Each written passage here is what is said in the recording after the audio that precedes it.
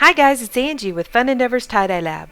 Today I'm going to show you how I'm going to fix a mistake that I made on a shirt. I made a sunflower shirt, but when I tied the center of my sunflower, I tied it too tight using sinew. And so it did not allow the dye to get all the way down through the middle of my sunflower. So I'm going to show you how I'm going to fix that. I haven't prepped my shirt in any way. All I did was wash it and dry it from the first time that I dyed it. And I'm going to tie it up exactly the way I did last time, at least the center of the flower. I'm just making sure I line it up really well so that I get it tied up the way it originally was. I'm not so much focusing on tying my sinew in the exact same place as the last lines that I tied. I just want to make sure I get the outside of my flower tied the way it was. And I am going to put some lines on the inside, but they don't have to be in the exact same place that I had them last time. I'm trying to not pull my sinew quite as tight as I did last time, or put as many lines in. I'm not really focusing this time on showing you how I'm tying the shirt, so much as just showing you how to repair the shirt. If you'd like to see how to tie and dye a sunflower, I have a YouTube video showing how to do that too.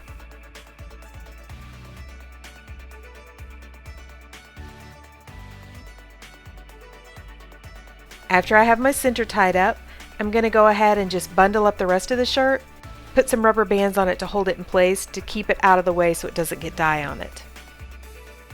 Since I didn't soak my shirt in soda ash or anything, I'm going to have to add that to my dye.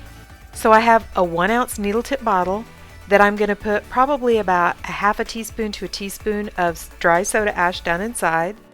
Then I'm going to use my Dutch chocolate dye that I have mixed up from Dharma Trading Company and put probably about half to 3/4 of an ounce of dye down inside of my bottle. Then I'm going to shake it up really well to make sure my soda ash is mixed in and dissolved. Once I add my soda ash to my dye, my liquid dye is only going to be usable for a very short time. So that's the reason why I'm only mixing up just as much as I need for this shirt.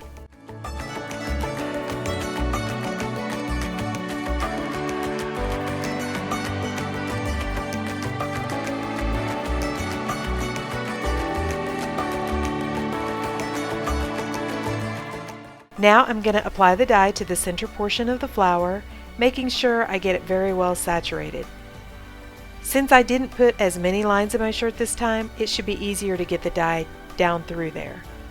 But I'm going to go slow and let the shirt just wick the dye down in there and keep coming back and adding more.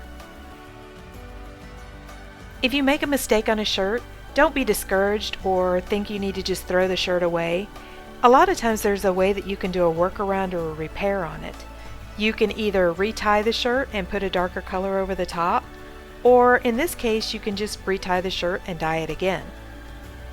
I know I personally have a lot of work shirts that I have that were mistakes in tie-dyeing, but sometimes some of those mistakes can end up being great, and sometimes when you dye over the top of them, they can look better than what you intended in the first place.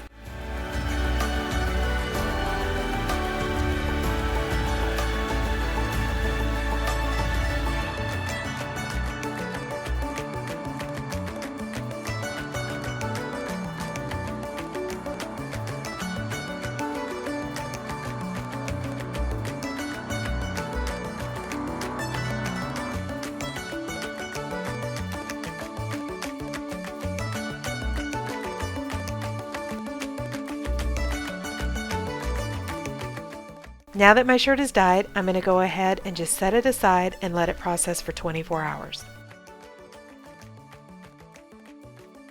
Alright, so here is what our repaired shirt looks like. If you guys are enjoying watching these videos, I sure would appreciate it if you'd hit the big red subscribe button and subscribe to my YouTube channel.